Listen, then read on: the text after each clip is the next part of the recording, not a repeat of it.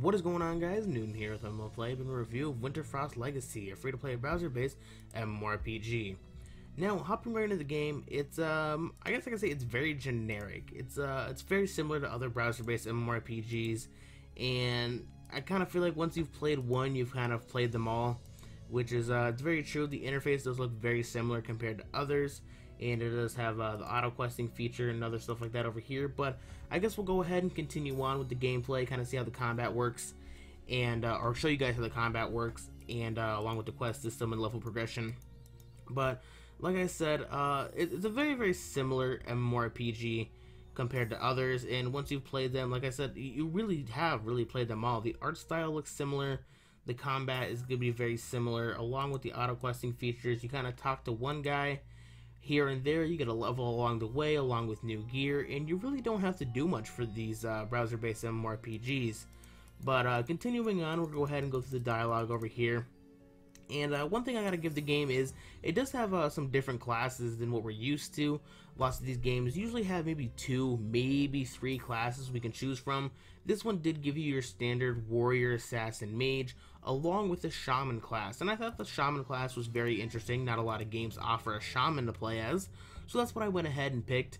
And I thought it was pretty interesting. I thought it was pretty cool that it does kind of have a little bit of a different class base there. But I gotta say, it's I enjoyed it. I like how they brought something a little bit different to the game, or the playing board, I should say, because like I said, lots of these are similar. So something that's changed the pace a little bit, gives you something new to kind of play, is really cool. So the combat system is a turn-based, I wouldn't say strategy, just kind of straight up turn-based combat with some cool animations and skill combinations that you can choose from. So I gotta say, the combat isn't too boring. I mean, it is still kind of very easy and straightforward to understand. You don't have to do much. It's just turn-based combat, and it seems like some of these skills have AoE effects, so you can kind of take down and kill a majority of the enemies with your skills. But the animations and the different skill variations are very nice. I think they've done a nice job with it, and they're pretty cool, they're flashy, and they are fun to use. So let's go ahead and open up our skill book, and we have a skill tree, as you can see here, which is another nice feature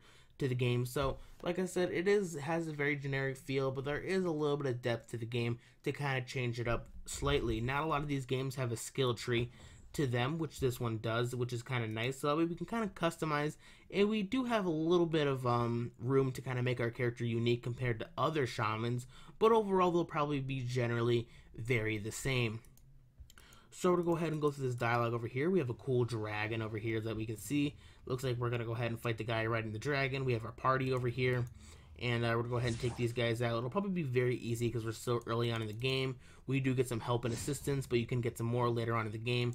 And early on is not too much of a challenge, and I can only assume later on it would get a little bit more difficult, which they have. I've played the game just a little bit, and it seems like the difficulty does kind of step it up a little bit. And as you can see, this guy does take quite a bit of health, or he has quite a bit of health and takes quite a bit of damage to kind of take him out. So the bosses do seem to offer a bit of a challenge, which is nice.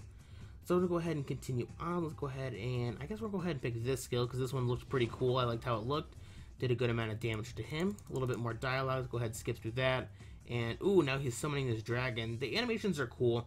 I mean, it is kind of running, or cycling through about 4 frames over here. It could look a lot smoother, but I mean, he does look cool in general, and cool art style, nice to it. Our other guys over here are kind of running a little bit more smoother than he is, so there we go. I guess, oh, our dragon just demolished our party over here. It got kind of gruesome, but, that's okay. We're gonna go ahead and probably obliterate our foes with the help of the early on NPCs. We got this cool angel looking guy over here, so let's go ahead and continue on. Probably gonna get destroyed or frozen, and that's it. That's a victory. So the combat, I mean, you're not gonna have too much of a play or say into it. If you really have difficulties with some of the monsters, you can probably just obtain and equip some new gear, which will make you stronger. You do have a power level, and the power level is it kind of what helps you get through the game. Different quests and dungeons and stuff like that will have a power level requirement. If you meet it, you should be able to get through it fairly easily.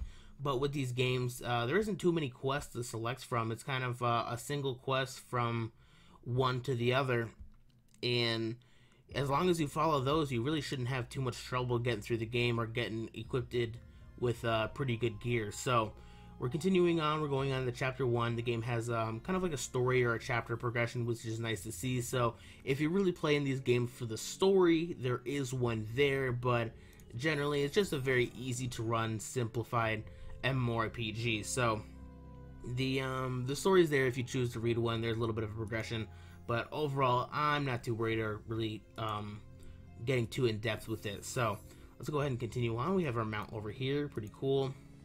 Let's go ahead and ascend our mount, which is oh, that's a pretty interesting system. I guess we have an ascend system in the game for your mounts, which I did not know about. I think that's actually pretty cool that you can kind of evolve and level up your mounts, which is a cool system. I wish some games had that, or other games had an option for mounts that can evolve, which is it's kind of nice. It's pretty cool. Cool little systems. Like I said, game's generic, but it does have a little bit of depth to it compared to others. So let's go ahead and hit continue, accept our quest over here. Got some more dialogue we can go ahead and skip through, and it's kind of waiting over here, taking a little bit. There we go. Get to that dialogue. We're gonna go ahead and equip our new gear, which is another kind of nice system. If you get a new piece of gear and it's good, it has an auto equipped or automatically equipped button over here, which is kind of nice. But I'm gonna go ahead and auto path and kind of run through this dungeon, kind of get back into some combat. And this time we have looks like a dwarf over here with it seems like he has a little bit of a better frame cycle than that dragon did, kind of running a little bit smoother, but that's okay. So we're gonna go ahead and use our attacks, take these guys out. Shouldn't be too much of a trouble. And seems like we're taking these guys out with one shot, and they don't really do too much damage. We're gonna go ahead and use our AoE attack, take these guys out. Really no challenge at all.